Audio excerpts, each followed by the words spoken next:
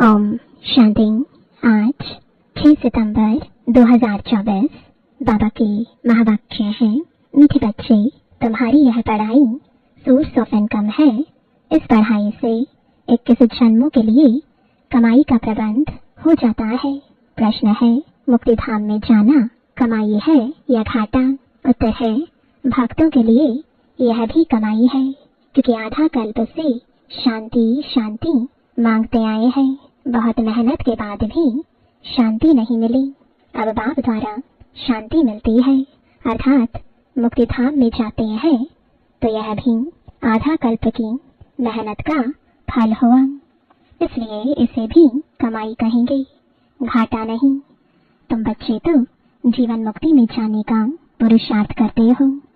तुम्हारी बुद्धि में अभी सारे वर्ल्ड की हिस्ट्री ज्योग्राफी नाच रही है। ओम शांति।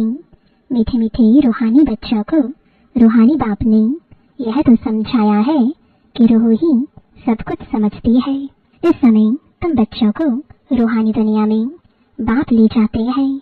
उनको कहा जाता है रूहानी दैवी दुनिया। इसको कहा जाता है जिस्मानी दुनिया, मनुष्यों की दुनिया। बच्चे समझते हैं दैवी दुनिया थी, वह दैवी मनुष्यों की पवित्र दुनिया थी। अभी मनुष्य अपवित्र है, इसलिए उन देवताओं का गायन पूजन करते हैं। यह स्मृति है कि बरोबर पहले झाड़ में एक ही धर्म होगा। विराट रूप में झाड़ पर भी समझाना है। इस झाड़ का बीज रूप ऊपर में है। झाड़ का बीज है बाप। फिर जैसा बीज वैसा फल, अर्थात पत्ते निकलते हैं। यह भी वंडर है ना, कितनी छोटी चीज कितना फल देती है, कितना उनका रूप बदलता जाता है। इस मनुष्य सृष्टि रूपी झाड़ को कोई नहीं जानता। इसको कहा जाता है कल्प वृक्ष। इसका बस गीता में ही वर्णन है। सब जानते हैं गीता ही नंबर 1 धर्म का शास्त्र है। शास्त्र भी नंबरवार तो होते हैं ना। कैसे नंबरवार धर्मों की स्थापना होती है, यह भी सिर्फ तुम ही समझते हो और कोई में भी यह ज्ञान होता नहीं। तुम्हारी बुद्धि में है पहले पहले किस धर्म का झाड़ होता है, फिर उनमें और धर्मों की वृद्धि कैसे होती है। इसको कहा जाता है विराट नाटक। बच्चों की बुद्धि में सारा झाड़ है। झाड़ की उत्पत्ति कैसे होती है, मुख्य बात है यह। देवी देवताओं का झाड़ अभी नहीं है और सब ताल टालियां खड़ी हैं। बाकी आदि सनातन देवी देवता धर्म का फाउंडेशन है नहीं। यह भी गायन है, एक आदि सनातन देवी देवता धर्म की स्थापना करते हैं, बाकी और सब धर्म विनाश हो जाते हैं। अभी तुम जानते हो कितना छोटा सा दैवी झाड़ होगा, फिर और सब इतने धर्म होंगे ही नहीं। झाड़ पहले छोटा होता है, फिर बड़ा होता जाता है। बढ़ते बढ़ते अभी कितना बड़ा हो गया है। अभी इनकी आयु पूरी होती है। इनसे बनियान ट्री का मिसाल बहुत अच्छा समझाते हैं। यह भी गीता का ज्ञान है, जब आप तुम्हें सम्मुख बैठ सुनाते हैं, जिससे तुम राजाओं का राजा बनते हो। फिर भक्ति मार्ग में यह गीता शास्त्र आदि बनेंगे। यह अनादि ड्रामा बना हुआ है। फिर भी ऐसे ही होगा। फिर जो जो धर्म स्थापन होंगे उनका अपना शास्त्र होगा। सिख धर्म का अपना शास्त्र, क्रिश्चियन और बौद्धियों का अपना शास्त्र होगा। अभी तुम्हारी बुद्धि में सारे वर्ल्ड की हिस्ट्री ज्योग्राफी नाच रही है। बुद्धि ज्ञान डांस कर रही है। तुम सारे झाड़ को जान गए हो, कैसे कैसे धर्म आते हैं, कैसे वृद्धि को पाते हैं। फिर अपना एक धर्म स्थापन होता है, बाकी खलास हो जाते हैं। गाते हैं ना, ज्ञान सूर्य प्रगटा, अज्ञान अंधेर विनाश।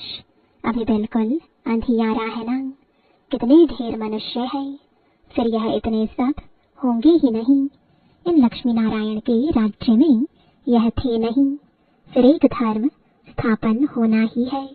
यह नॉलेज बाप ही आकर सुनाते हैं।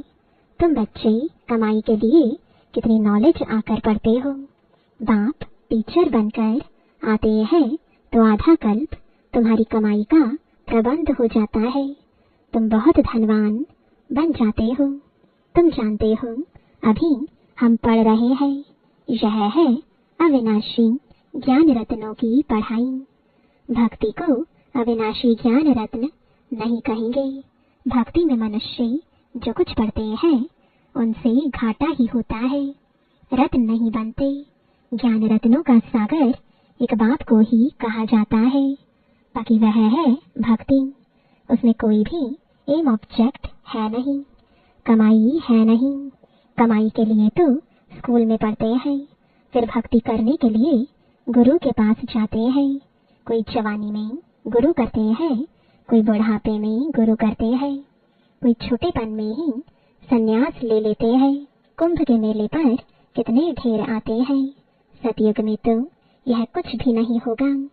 तुम बच्चों की स्मृति में सब बातें आ गई हैं। रचना और रचना के आदि मध्य अंत को तुम जान गए हो। उन्होंने तो कल्प की आयु ही बड़ी कर दी है। ईश्वर सर्वव्यापी कह दिया है। ज्ञान का पता नहीं है। बाप आकर अज्ञान नींद से सुजाग करते हैं। अभी तुमको ज्ञान की धारणा होती जाती है, बैटरी भरती जाती है। ज्ञान से है कमाई, भक्ति से है घाटा।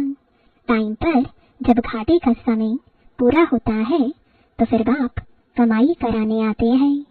मुक्ति में जाना वह भी कमाई है। शांति तो सब मांगते रहते हैं। शांति देवा कहने से बुद्धि बाप तरफ चली जाती है। कहते हैं विश्व में शांति हो, परंतु वह कैसे होगी यह किसको भी पता नहीं है। शांति धाम सुख धाम अलग होते हैं, यह भी नहीं जानते हैं।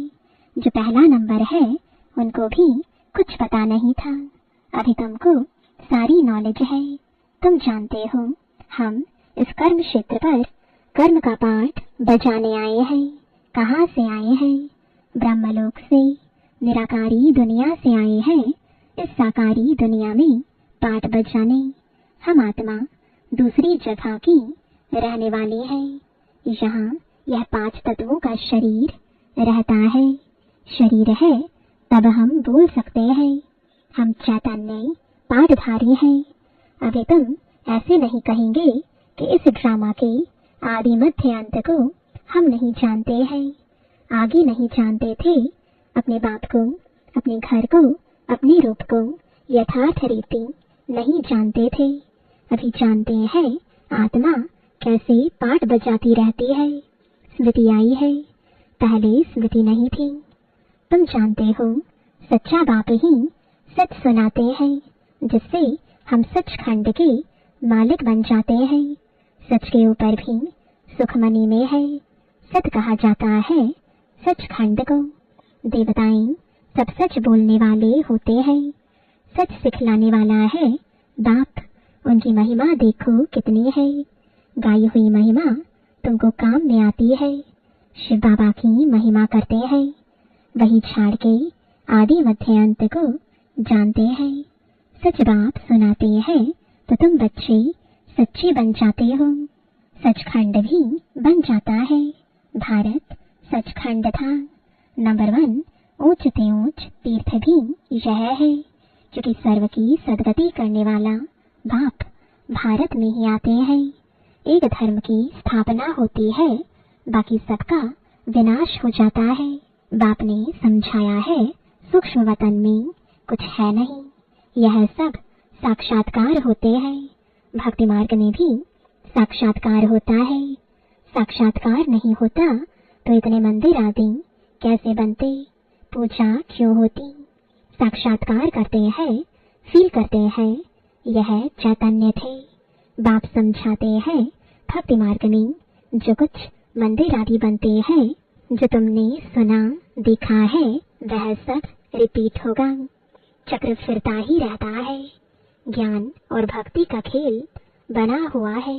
हमेशा कहते हैं ज्ञान, भक्ति, वैराग्य, परंतु डिटेल कुछ नहीं जानते। बाप बैठ समझाते हैं, ज्ञान है दिन, भक्ति है रात, वैराग्य है रात का, फिर दिन होता है।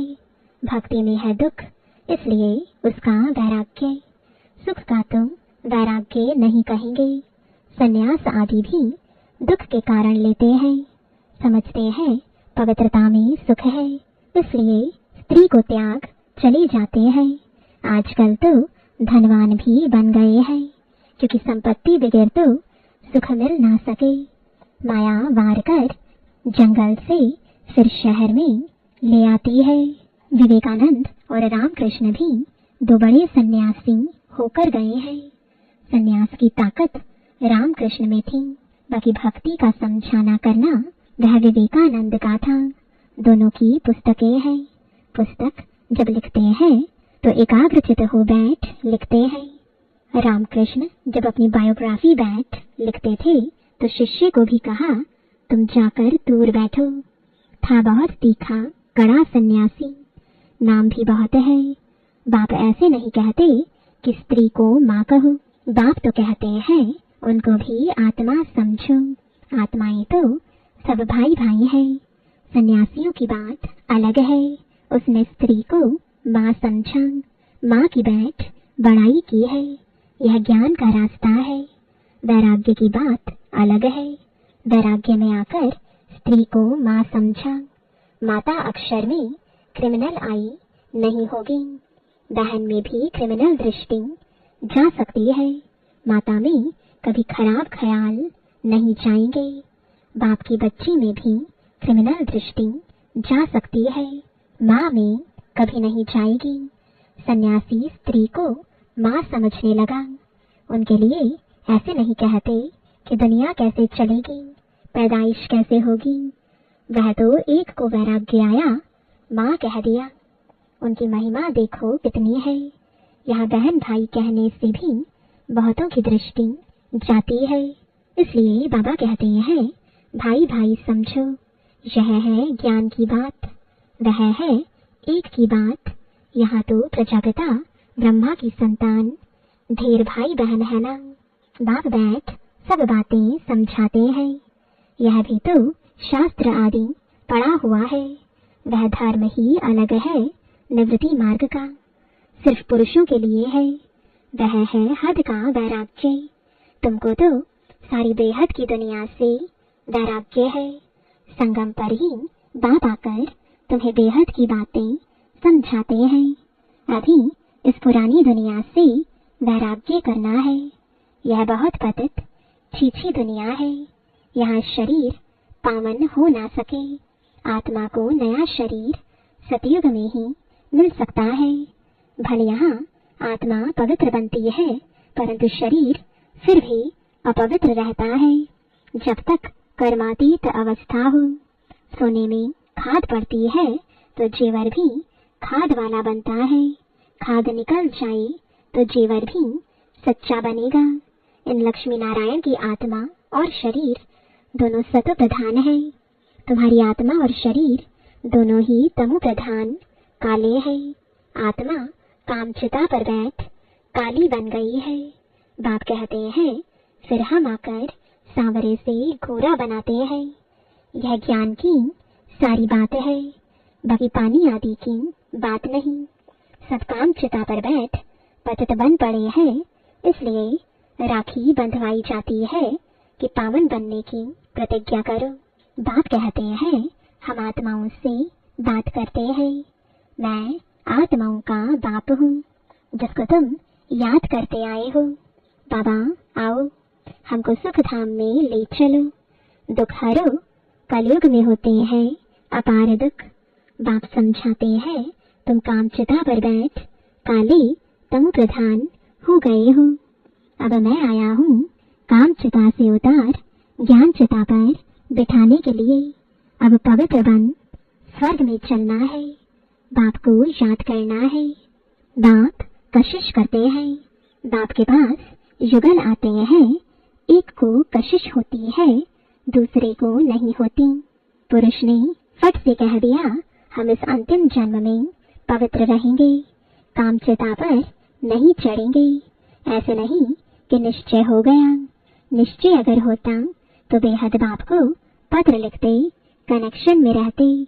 सुना है पवित्र रहते हैं, अपने धंधे आदि में ही मस्त रहते हैं। बाप की याद ही कहाँ है। ऐसे बाप को तो बहुत याद करना चाहिए। स्त्री पुरुष का आपस में कितना प्यार होता है, पति को कितना याद करते हैं। बेहद के बाप को तो सबसे जास्ती याद करना चाहिए। गायन भी है ना, प्यार करो चाहे ठुकराओ, हम हाथ कभी नहीं छोड़ेंगे। ऐसे नहीं यहाँ आकर रहना है। वह तो फिर सन्यास हो गया, घर बार छोड़ यहाँ आकर रहे। तुमको तो कहा जाता है गृहस्थ व्यवहार में रहते पवित्र बनो। यह पहले तो भट्टी बननी थी, जिससे इतने तैयार हो निकले। उनका भी बहुत अच्छा वृतांत है।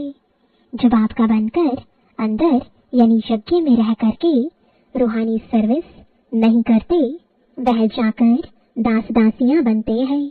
फिर पिछाड़ी में नंबरवार पुरुषार्थ अनुसार ताज मिल जाता है। उन्हों का भी घराना होता है। प्रजा में नहीं आ सकते, कोई बाहर का आए अंदर वाला नहीं बन सकता। वल्लभाचारी बाहर वालों को कभी अंदर आने नहीं देते हैं। यह सब समझने की बातें हैं। ज्ञान है सेकंड का। फिर बाप को ज्ञान का सागर क्यों कहा जाता है? समझाते ही रहते हैं, पिछाड़ी तक समझाते ही रहेंगे। जब राजधानी स्थापन हो जाएगी, तुम कर्मातीत अवस्था में आ जाएंगे, फिर ज्ञान पूरा हो जाएगा। है सेकंड की बात, परंतु फिर समझाना पड़ता है। हद के बाप से हद का वर्षा, बेहद का बाप विश्व का मालिक बना देते हैं।